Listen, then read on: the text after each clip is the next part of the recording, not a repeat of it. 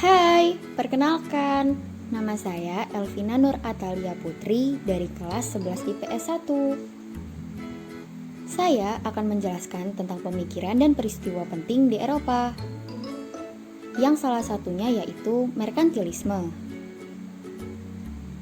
Merkantilisme berasal dari kata merchant yang berarti pedagang.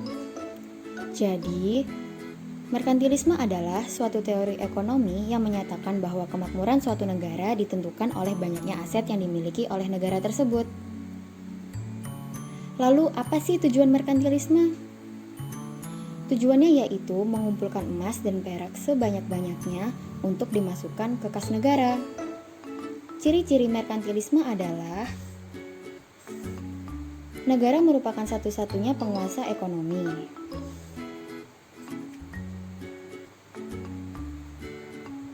Dan tujuan utama perekonomian adalah mendapatkan logam mulia sebanyak-banyaknya. Nah, sekarang kita akan membahas proses kemunculan merkantilisme di Eropa. Merkantilisme disebabkan karena keinginan negara untuk menciptakan kondisi perekonomian yang kuat.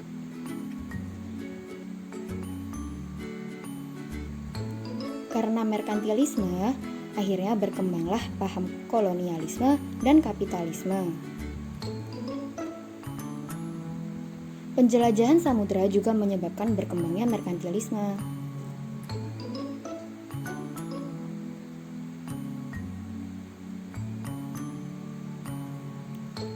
Yang dilakukan dengan tujuan berdagang dan melakukan ekspedisi pelayaran.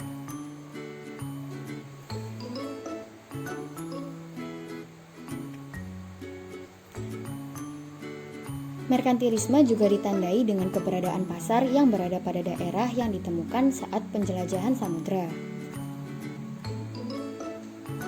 Perkembangan merkantilisme di berbagai negara. Yang pertama yaitu merkantilisme di Inggris. Merkantilisme dimulai pada masa pemerintahan Raja Henry VII. Tujuan merkantilismenya untuk memperoleh keuntungan besar dari perdagangan luar negeri dengan kenaikan pajak.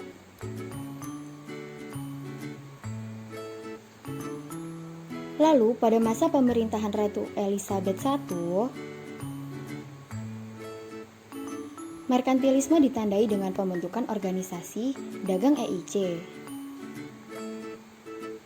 Yang kedua yaitu merkantilisme di Prancis. Merkantilisme mulai berkembang pada masa pemerintahan Raja Louis XIV. Namun, pelopor merkantilisme di Prancis adalah Jean-Baptiste Colbert. Yang ketiga, merkantilisme di Belanda.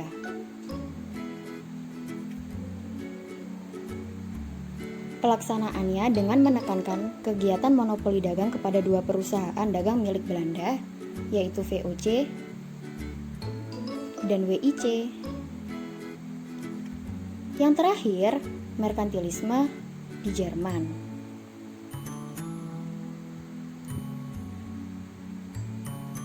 Merkantilisme pada masa pemerintahan Kaisar Frederick Wilhelm I dengan konsep merkantilisme yang disebut kameralisme atau kas raja, yang dilakukan dengan mewajibkan rakyat membayar pajak. Lalu bagaimana pengaruh merkantilisme bagi masyarakat dunia? Merkantilisme mendorong berkembangnya imperialisme, yaitu paham untuk menguasai daerah lain dan menjadikan daerah tersebut sebagai wilayah kekuasaannya. Dan juga kolonialisme,